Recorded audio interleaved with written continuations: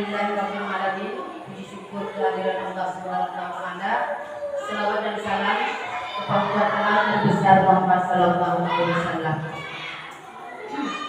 Terima kasih kepada Bapak Kepala Sekolah yang telah memberikan motivasi dan dukungannya terhadap saya untuk mengikuti pendidikan guru penggerak angkatan 4 Kabupaten Aceh Selatan.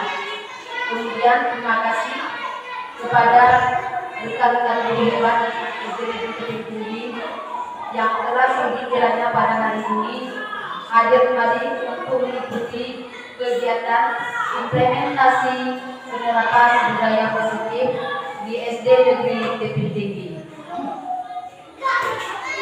Mungkin di dalam hati dan pikiran kita masing-masing bertanya-tanya, apa sih budaya positif itu? Kemudian pernah nggak saya selaku seorang guru menerapkan budaya positif di dalam kelas saya khususnya atau di sekolah? Nah, jadi untuk lebih jelasnya ini ada beberapa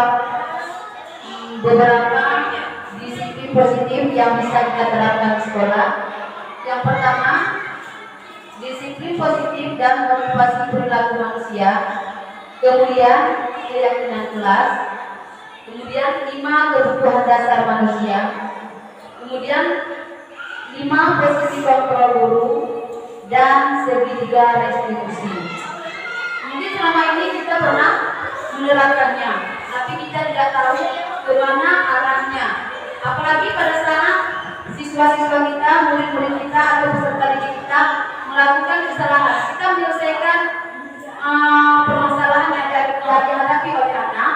Mungkin pada saat menyelesaikan permasalahan kita mengambil posisi selalu pada posisi menghukum atau pada posisi kontrol pembuat atau pembuat salah. Yang pertama yaitu budaya positif yang pertama yang bisa kita terapkan di sekolah yaitu disiplin positif.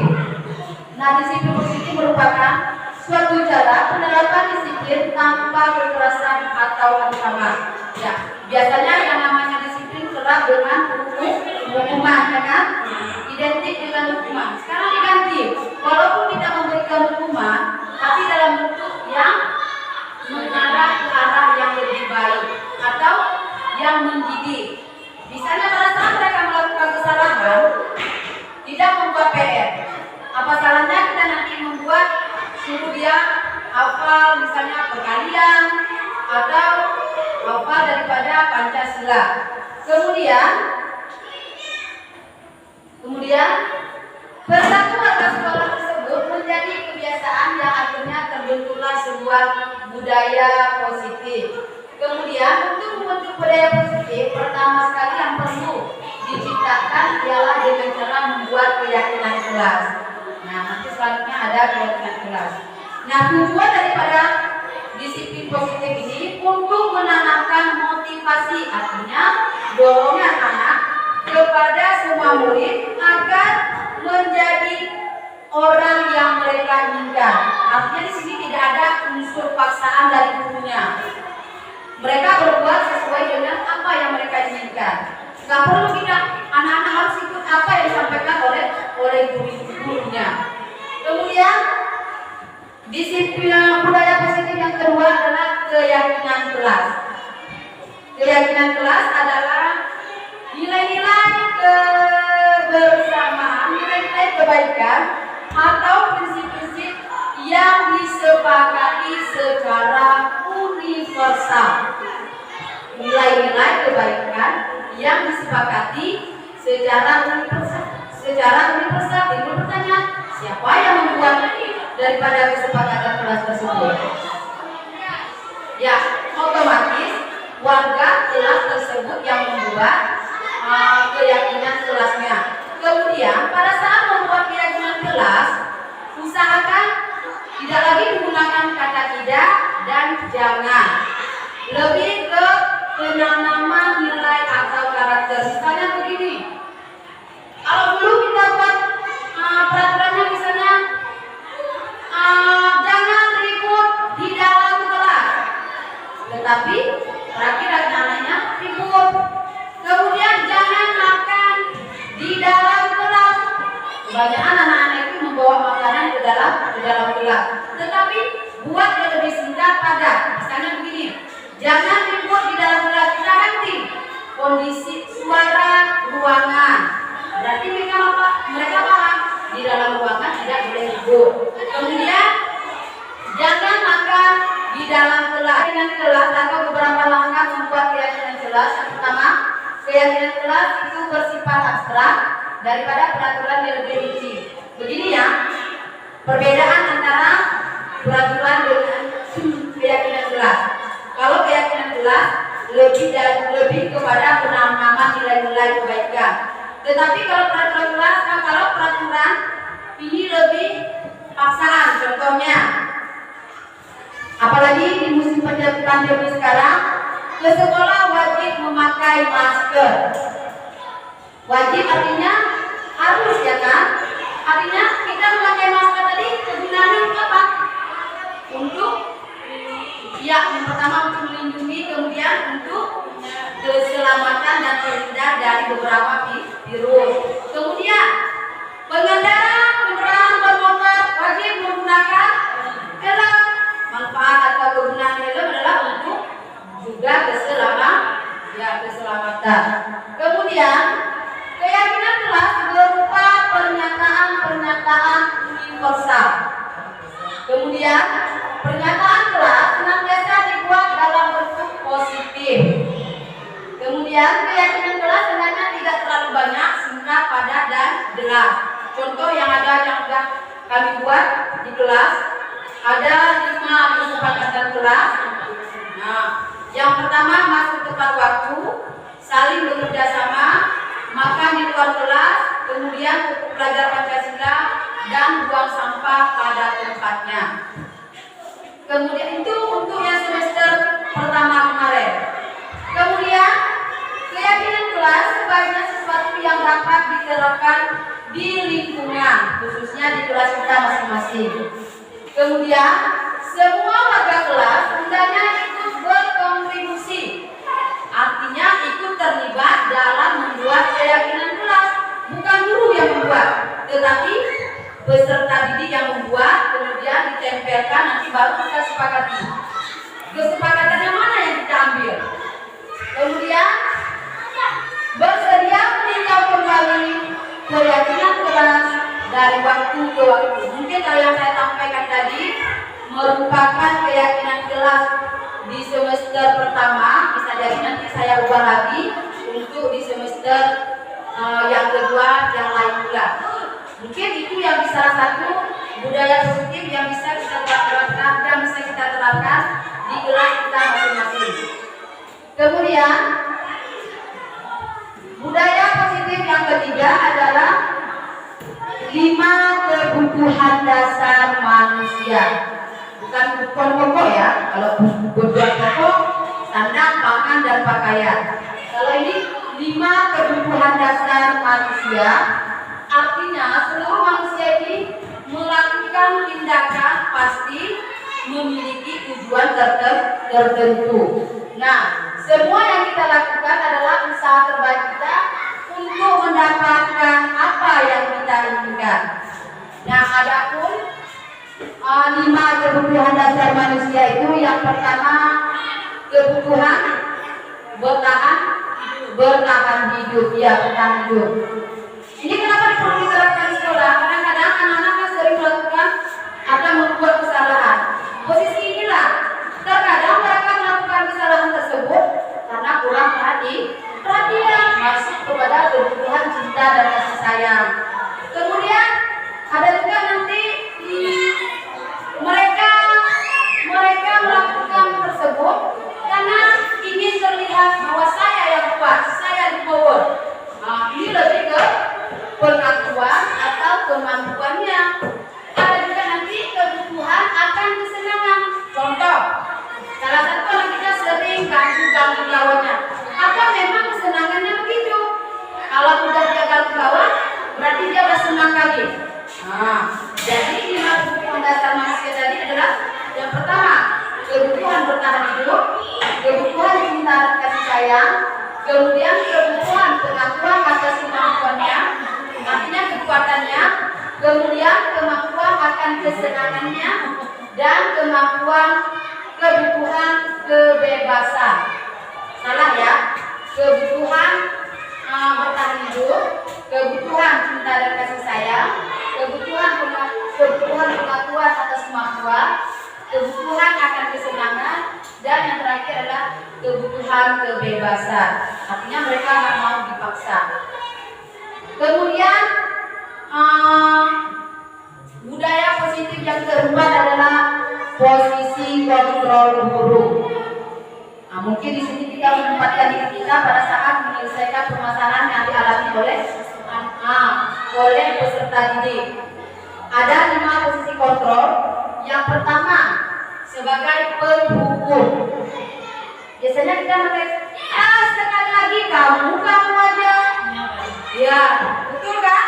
Kemudian kamu selalu salah. Ini lebih ke penghukum. Kemudian posisi yang kedua, membuat orang merasa bersalah. Membuat orang merasa bersalah. Ya, di sini posisi ini biasanya guru akan lebih bersuara lembut. Nah, dengan mengeluarkan kata-kata, tuh sangat kecewa sekali dengan kamu. Tapi dalam hati murid dia merasa agak bagaimana ya, agak merasa bersalah atas tindakan yang dia lakukan. Atau berapa kali bapak harus memberitahu kamu ya, sehingga menyebutkan anak-anaknya. Kemudian posisi yang ketiga yaitu sebagai teman. Kalau teman ini cenderung tidak pernah menyalahkan daripada temannya. Nah, posisi teman ini yaitu guru posisi teman tidak menyakiti, tetapi lebih ayo, apa permasalahan kamu? Mungkin bapak bisa bantu. Ini yang bisa yang akan disampaikan oleh gurunya. Kemudian hal negatif daripada posisi teman adalah bila suatu saat guru tersebut tidak membantu, maka muridnya akan kecewa. Kemudian posisi yang keempat yaitu sebagai pemantau. Ya, sebagai pemantau, ini guru hanya memantau tingkah laku daripada siswanya. Kemudian yang terakhir, posisi yang harus diduduki oleh seorang guru adalah manajer. Karena di sini bersama dengan murid-muridnya, guru akan menyelesaikan permasalahan yang dihadapi oleh muridnya. Kemudian manajer, yang posisi yang terakhir yang paling bagus itu adalah posisi manajer. Karena di sini di mana guru bersama murid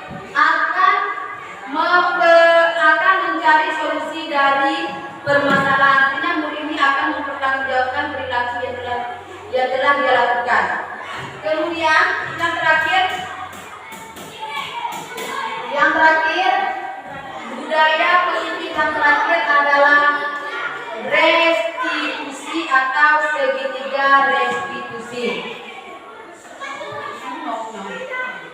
Nah, sebagai seorang guru, ketika murid Anda melakukan kesalahan, tindakan yang mana yang akan Anda lakukan? Anda menunjukkan kesalahannya dan memintanya untuk melihat kesalahannya baik-baik. Kemudian Anda mengatakan, kamu seharusnya tahu bagaimana seharusnya bertindak. Kemudian kebanyakan guru ini mengingatkan sekali lagi, kamu masih ingatkan kesalahan kami kemarin. Artinya mungkin kesalahan sebelumnya. Kemudian guru biasanya bertanya, kenapa kamu melakukan sesuatu yang seharusnya tidak kamu lakukan? Anda akan mengkritiknya dengan mengkritik dia dan membiarkannya. Berarti kalau kita menduduki posisi yang begini, kita termasuk gagal dalam menyelesaikan permasalahan yang dihadapi oleh murid-murid kita. Sebenarnya dalam segitiga restitusi ini ada beberapa langkah. Restitusi itu adalah perbaikan, mengembalikan anak melakukan kesalahan, mengembalikan kepada kelompoknya. Artinya restitusi itu bukan menebus kesalahan kesalahan, tapi belajar dari kesalahan. Restitusi adalah proses menciptakan kondisi bagi murid untuk memperbaiki kesalahan mereka, sehingga mereka bisa kembali pada kelompok mereka dengan karakter yang lebih kuat. Nah, restitusi adalah kolaborasi antara guru dengan murid yang mengajarkan untuk mencari solusi dan membantu untuk menyelesaikannya. Seperti yang saya sampaikan tadi, bahwa restitusi ini merupakan jalan terakhir penyelesaian daripada permasalahan yang dihadapi oleh seorang murid. Artinya ini restitusi bukan paksaan, tapi lebih ke tawaran.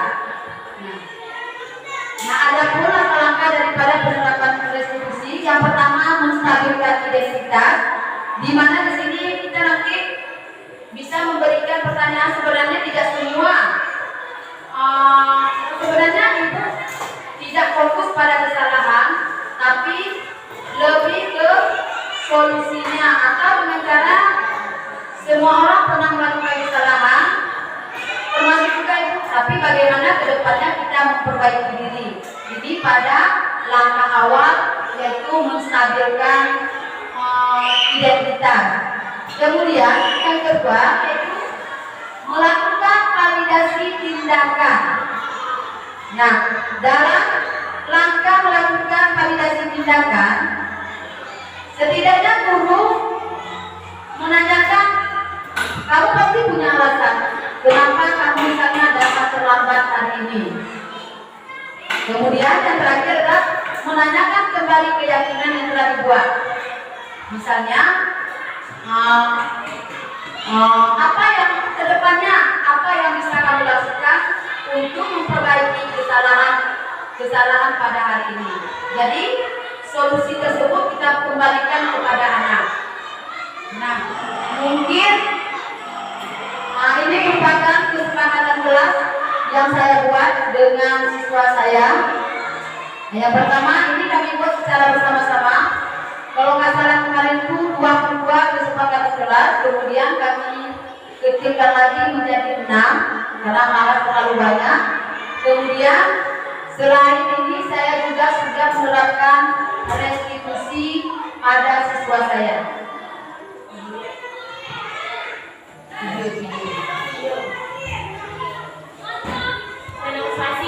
Demonstrasi kontekstual.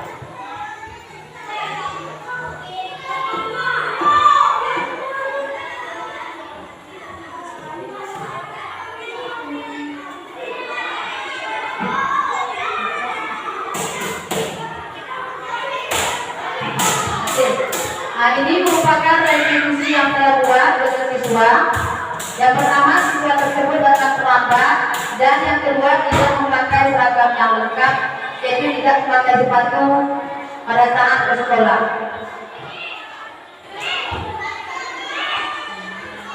Tahapan daripada segitiga restitusi menstabilkan validasi tindakan masalah dan menyenangkan keyakinan. Nah, ini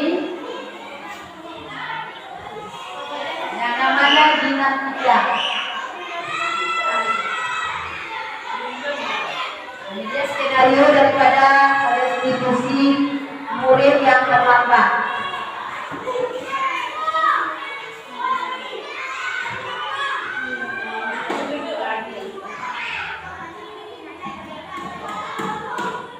Nah, ini merupakan restitusi yang pertama. Langkah yang pertama, menstabilkan identitas.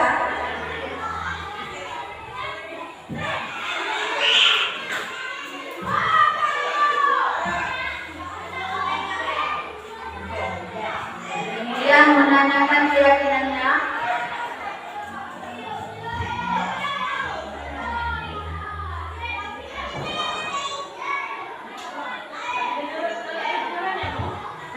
Ya, karena bermasalah sedikit dengan laptopnya, enggak keluar suara.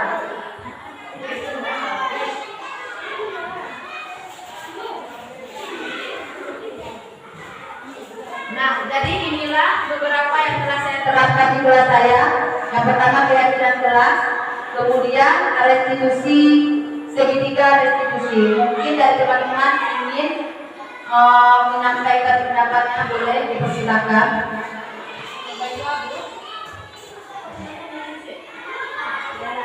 Assalamualaikum warahmatullahi wabarakatuh. Waalaikumsalam warahmatullahi wabarakatuh. Jadi setelah ibu memaparkan beberapa materi saja tentang kelas dan restitusi Segitiga restitusi. yang ingin saya tanyakan ke aku, tadi ibu pernah mengatakan bahwa kalau kita memberikan sanksi kepada anak itu kita harus memberikan efek pendidik ya Bu ya. Jadi yang saya tanyakan, bisa nggak diberikan contoh ya bagaimana sanksi yang mendidik itu apakah merupakan misi itu dapat diberikan atau tidak? Terima kasih kepada Ibu Risa Demira. Tadi pada disiplin positif ya, karena disiplin positif tadi merupakan membuat anak itu disiplin tanpa memberikan ancaman atau hukuman. Sebenarnya begini ya, misalnya salah satu siswa kita tidak mengerjakan PR.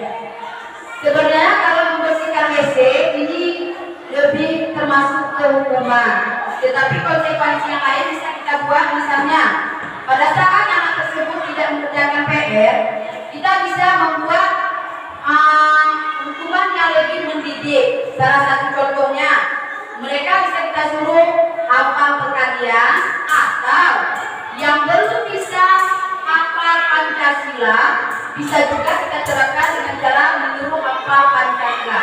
Mungkin demikian. Itu. Mungkin yang lain. Dari 5 budaya positif tadi, ada yang belum jelas? Jelas. Ya, insya Allah nanti bisa kita terapkan di dalam kelas kita khususnya dan lingkungan sekolah umumnya. Yang untuk melakukan perubahan yang besar itu perlu yang pertama komitmen, kemudian perlu kalau kita melakukan masyarakat foto. Ya, kalau menurut saya 3M, karena sekarang musim pandemi bukan 3M pakai masker, bukan mencuci tangan dan bukan menjaga jarak. 3M-nya yang pertama melakukan perubahan itu mulai dari diri kita sendiri. Nggak perlu diajak kawan, tetapi dengan sendirinya kawan nanti ikut apa yang kita kerjakan. Kemudian mulai dari hal yang kecil. Misalnya mulai dulu dari kelas kita masing-masing. Nggak perlu sekolah nanti lingkupnya luas. Cukup di dalam kelas kita membuat budaya-budaya positif tadi. Misalnya tadi membuat keyakinan kelas, kemudian menyelesaikan anak-anak bermasalah dengan cara restitusi, posisi kontrol bagaimana. Kemudian yang ketiga adalah mulai dari sekarang. Karena apapun itu ceritanya kalau nggak mulai dari sekarang asik ditunda-tunda. Oh saya tunggu nanti kelas semester depan. Semester depannya di malam tunggu lagi. Artinya 3M tadi mulai dari diri sendiri, mulai dari yang kecil dan mulai dari sekarang. Mungkin hanya itu yang dapat saya sampaikan. Umur baru seumur jagung, kemudian lama-lama baru dari kandang lebih tinggi. Jadi udah malu dari awal ke akhir. Ada kata-kata saya yang salah, saya mohon berbanyak maaf. Saya akhiri dengan mengucapkan Assalamualaikum warahmatullahi wabarakatuh. Tepuk pelajar Pancasila. Beriman dan bertakwa, berakhlak mulia, kebenekaan, kreatif, kritis, mandiri, gotong royong, Semua semangat. semangat, Semangat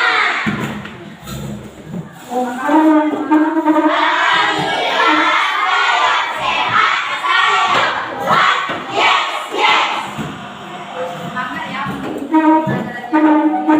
Ada hari ini kita akan membuat kesepakatan kelas. Untuk kesepakatan kelas pada semester yang pertama. Sekarang kita buat lagi kesepakatan kelas untuk semester yang kedua. Kesepakatan kelas ini nanti bisa diubah menurut jangka waktunya atau menurut keperluannya. Nanti masing-masing kalian menulis keyakinan kelas itu adalah nilai-nilai kebaikan yang bisa kita terapkan di dalam kelas. Kemudian keyakinan kelas itu dibuat secara bersama-sama. Ya, artinya dibuat bersama-sama. Nanti satu orang satu membuat keyakinan kelasnya. Ingat, keyakinan kelas bukan peraturan. Halo? Hai. Hai. Halo. Coba biarkan ibu dulu yang berbicara, nanti baru kalian. Dalam membuat keyakinan kelas, usahakan jangan menggunakan kata tidak dan kata jangan ya. Dalam membuat keyakinan kelas, jangan menggunakan kata tidak dan jangan. Usahakan tidak menggunakan kata tidak dan kata jangan. Coba diperhatikan kembali. Nah, keyakinan kelas ini yang buat siapa? Siapa yang buat? Ya, artinya warga kelas daripada kelas 5 ini yang membuat keyakinan kelasnya. Kemudian yang mentaati daripada keyakinan kelas itu juga warga kelas 5. Jadi nanti ibu bagikan nanti satu orang satu buat yang menurut kalian perlu kita buat di dalam kelas ini apa. Ingat, dalam membuat keyakinan kelas singkat, padat dan jelas, tidak menggunakan kata tidak dan kata jangan. Nah, coba diperhatikan. Nanti setelah kita membuat kesepakatan kelasnya, kalian tempelkan kesepakatan kelas tersebut pada kartu yang telah disediakan. Masing-masing buat satu kesepakatan kelasnya. Kemudian jika memang sudah setuju semua daripada warga kelas kita, baru nanti kita bubuhi tanda tangan pada kertas yang sudah disediakan. Nanti masing-masing pasti sudah setuju. Ini bukti daripada kita setuju. Tulis, buat nama, kemudian tanda tangan pada kesepakatan kelas kita. Sekarang dibagikan satu orang satu. Cukup satu orang satu kesepakatan kelas.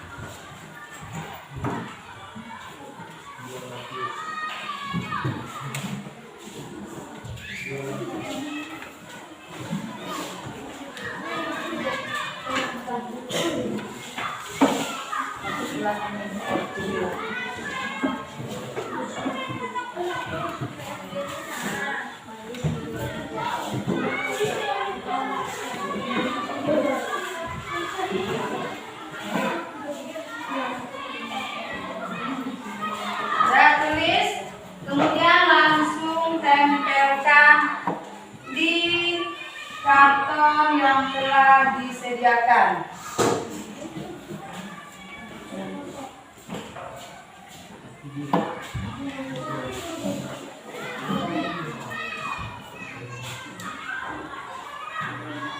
Tulis, kemudian tempelkan pada karton kesepakatan kelas kita.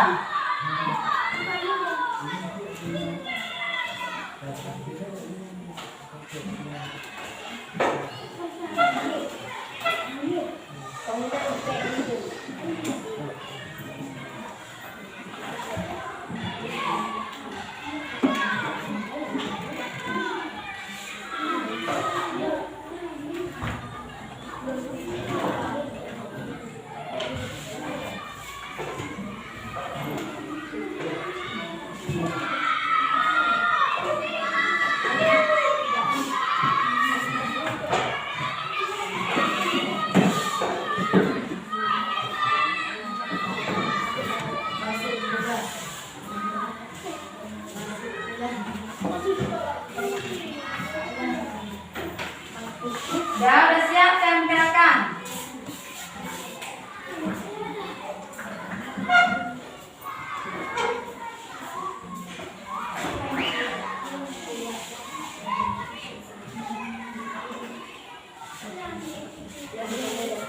Nah, coba tempelkan yang cepat dan cepat. Oke, kita lihat kesepakatan kelasnya. Oke, tempelkan. Yang udah. Pindah yang udah. Oke.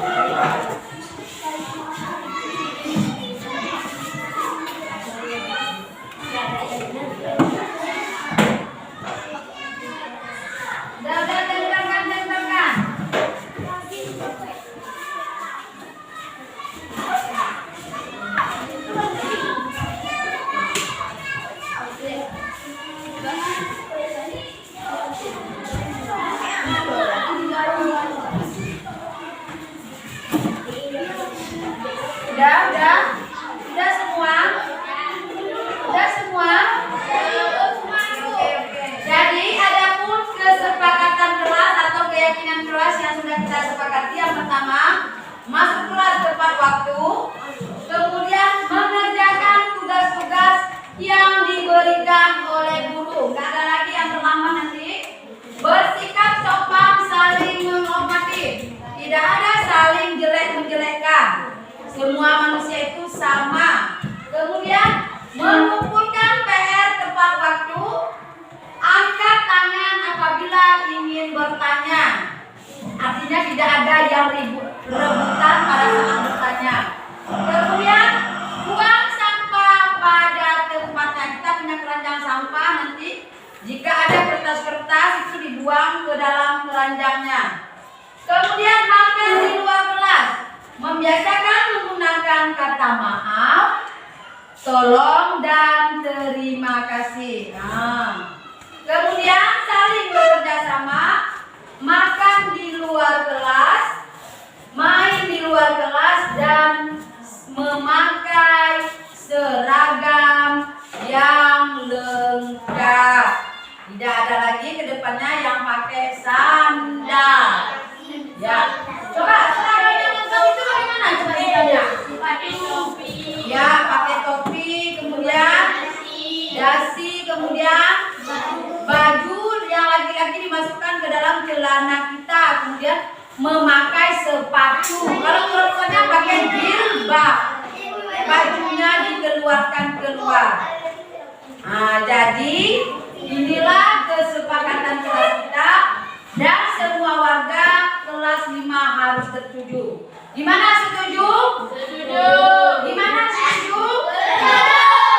Oke, jika setuju, masing-masing bubui tanda tangannya di atas namanya masing-masing. Cepat.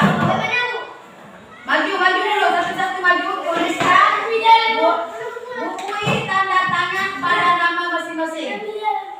Apa maju. Oke, buat. Artinya kita semua setuju bahwa kesepakatan kelas itu harus kita jalankan. Oke, di atas nama masing-masing buat. Oke, buat. Oke.